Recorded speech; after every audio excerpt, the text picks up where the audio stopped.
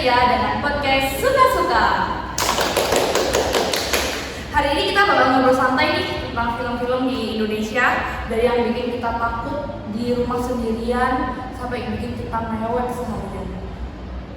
Hari ini kita kedatangan 3 bintang tamu utama kita. Ya, kenalin dulu nih bintang tamu pertama kita ada. Perkenalkan, nama saya Amanda Putri Ayuni Tias. Nah, terus lanjut ke bintang tamu kedua kita. Saya Muhammad Faizal Fanani. Nah, yang terakhir ada bintang tamu ketiga kita. Halo, aku Kesha Putri Nafisa. Kita mulai dari mana dulu nih? Kira-kira kalau ngomongin tentang film, genre apa sih yang paling kamu suka dan kenapa tuh? Aku paling suka genre horor, apalagi yang unsurnya itu mencekram seperti film Pengabdi Setan. Nah, horornya itu bukan soal yang bikin kita kaget aja, tapi gore-nya atau deg-degannya itu sih yang bikin kita itu nontonnya itu lebih seru.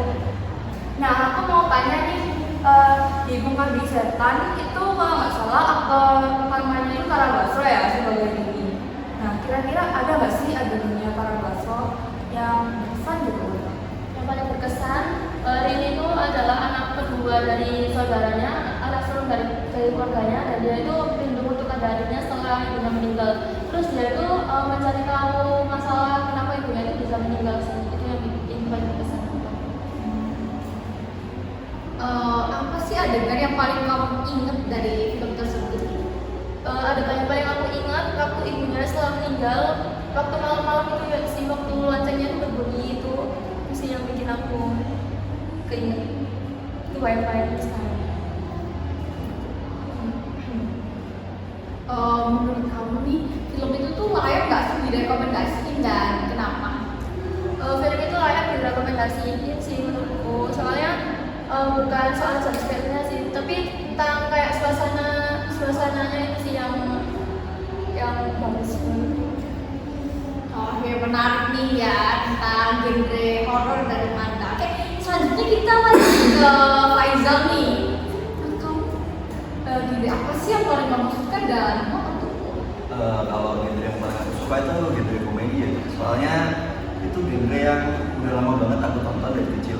Soalnya keluarga aku tuh emang suka banget nonton film komedi gitu. Kalau filmnya sendiri mungkin aku lebih suka nonton filmnya Raditya Dika. Itu apalagi yang Kuala Kumal biasanya. Aku juga pernah lihat sih beberapa filmnya Raditya Dika, kayak apa, Marmut Merah Jambu, terus yang paling suka itu film Ngenes sih, kan itu ceritain orang-orang Cina gitu kan.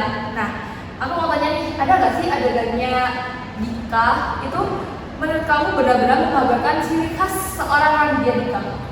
Kalau untuk adegan yang ciri khas kayak Raditya Dika tuh bisa dibilang hampir semua adegan sih. Soalnya emang itu kan diambil dari bukunya dia sendiri ya. Iya. Nah, itu sebenarnya tuh kalau nggak salah ingat waktu aku baca bukunya itu dia itu kayak buku diary sebenarnya. Tapi diangkat jadi buku komedi gitu, jadi tambahin buku komedi gitu. Terus kalau adegannya yang paling berkesan buat di film itu mungkin waktu Raditya Dika diajak balikan sama mantan istrinya sih.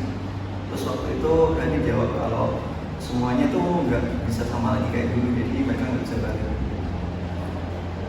Jadi ada bikin meweknya juga ya. Iya. Jadi kayak nggak semua film komedi itu cuma komedi aja, tetapi juga penuh dengan pesan-pesan kehidupan buat penonton. Betul. Nah, setelah kita bahas film komedi nih, kan kita habis ke Faizal. Kira-kira kalau menurutnya Keisha nih apa ya? Kalau menurut aku pribadi, aku itu lebih suka nonton film romantis. Karena kalau misal aku nonton film romantis itu kayak seolah-olah tuh aku masuk banget ke dalam filmnya. Jadi aku tuh ikut baper gitu loh. Jadi saltingnya tuh ke bawah nyata, sampai senyum-senyum sendiri di dunia nyata tuh. Jadi cocok banget buat healing. Baru-baru ini sih apa film yang kamu tonton? Nah, baru-baru ini tuh aku barusan nonton film. Film ini tuh booming banget ya di TikTok, viral banget, bahkan yang nonton itu sampai tembus jutaan viewers. Film itu judulnya Sampai Titik Terakhirmu. Dan ini menariknya tuh diambil dari kisah nyata loh. Apa hal pertama yang bikin kamu jatuh hati sama film ini? Nah, hal pertama yang bikin aku jatuh hati banget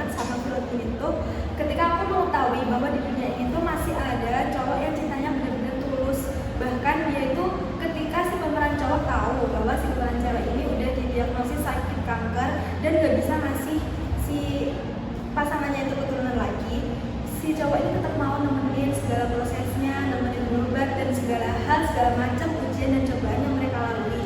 Jadi aku tuh tahu gitu loh, ternyata di dunia nyata ini masih ada cowok yang cintanya benar-benar tulus. Nah, apa sih adegan yang paling kamu ingat atau paling impactful nih dari film tersebut? Ada 2 adegan sih yang bikin aku ingat, bahkan kayak nangisnya tuh bener-bener nangis yang sakit banget, sesenggukan banget. Yang pertama itu ada adegan ketika si pemeran cewek ini bikin videonya ini buat si pemeran cowok. Nah, video itu mungkin dia udah merasa ya kalau mungkin waktunya udah gak lama lagi, jadi dia tuh bikin video. Nah, ini tuh isinya kata-kata terima kasih gitu buat cowoknya yang selama ini udah nemenin dia kayak sejauh ini, ujian dan cobaan yang udah mereka lalui.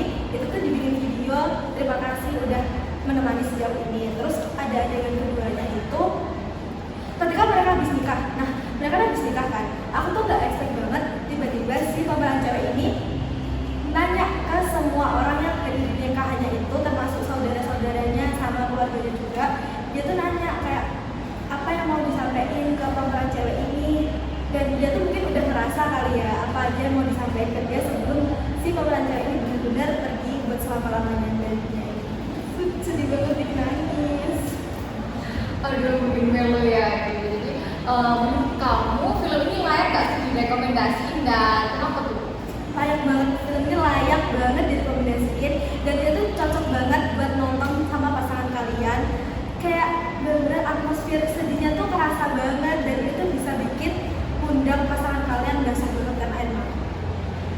Oh, menarik banget ya. Jadi ceritanya tuh bikin sedih gitu, terharu buat yang nonton itu ya. Apalagi ini diambil dari kisah nyata loh filmnya itu. Cocok buat kalian yang mau nonton sama pasangan ini, rekomend banget ya berarti. Terima kasih udah nemenin obrolan kita hari ini. Terima kasih juga untuk 3 bintang tamu utama kita hari ini yang udah hadir. Nantikan episode kita selanjutnya di podcast Suka-Suka. Sampai jumpa, jaga diri dan tetap bahagia. Bye-bye.